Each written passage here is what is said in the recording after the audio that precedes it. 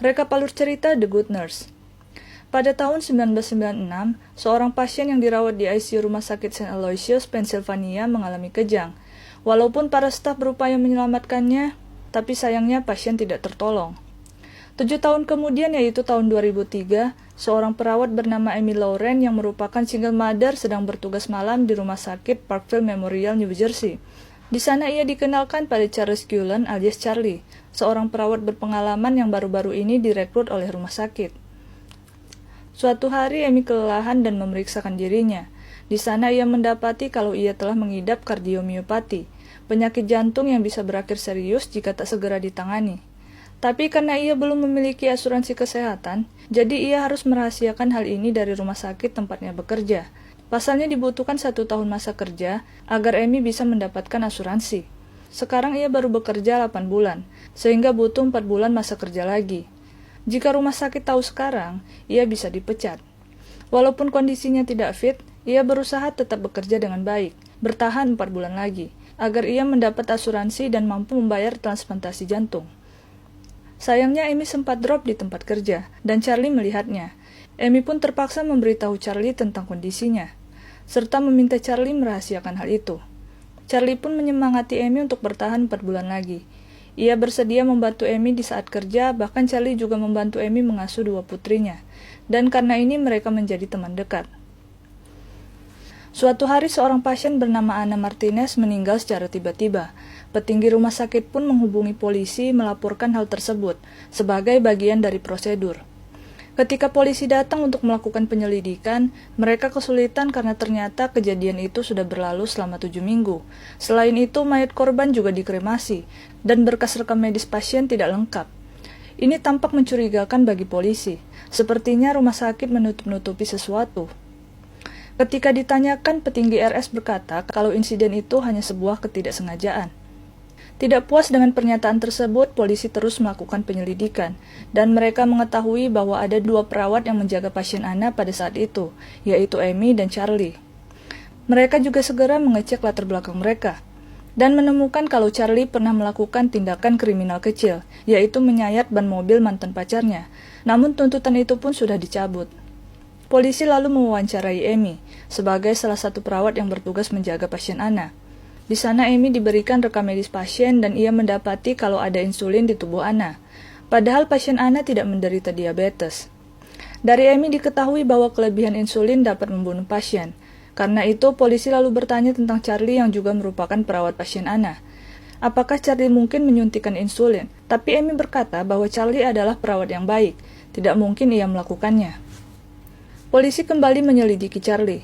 Mereka menghubungi semua rumah sakit tempat Charlie dulu bekerja. Tapi tak satu pun memberikan informasi yang diperlukan.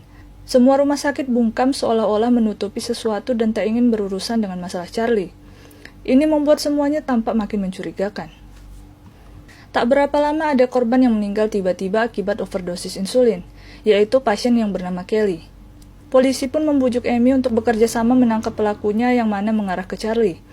Amy yang merupakan teman dekat Charlie tentu tidak ingin menuduh Charlie sebagai pelaku, karena Charlie yang ia kenal sangat tidak mungkin melakukannya.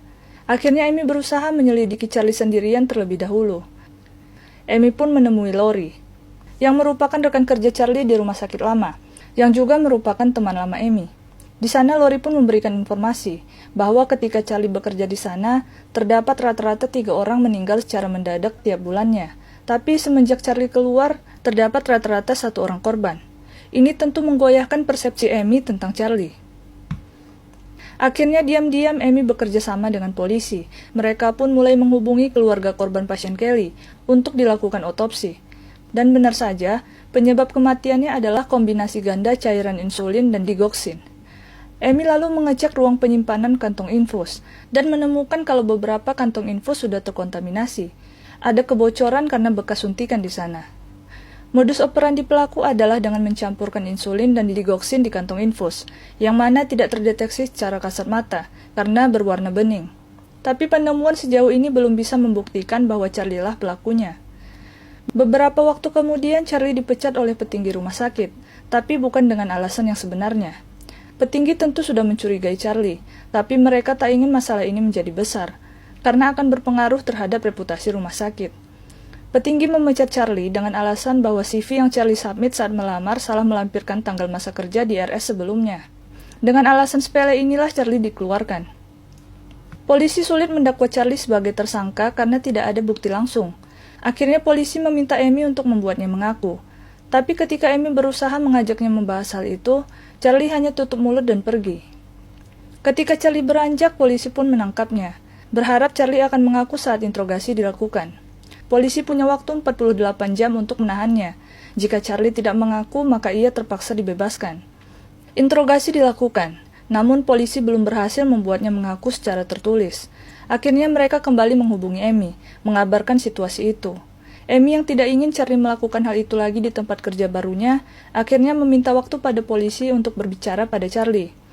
Di sini Amy menggunakan pendekatan yang hangat. Ia berbicara dengan Charlie sebagai sahabatnya. I'll never understand. Not how you, who's so kind and generous, how you could hurt people.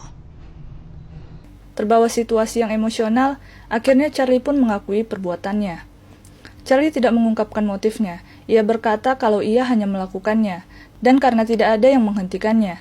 Charlie akhirnya dijatuhi 18 hukuman seumur hidup untuk pembunuhan 29 pasien, tapi sebenarnya korban yang dicurigai mencapai 400 orang.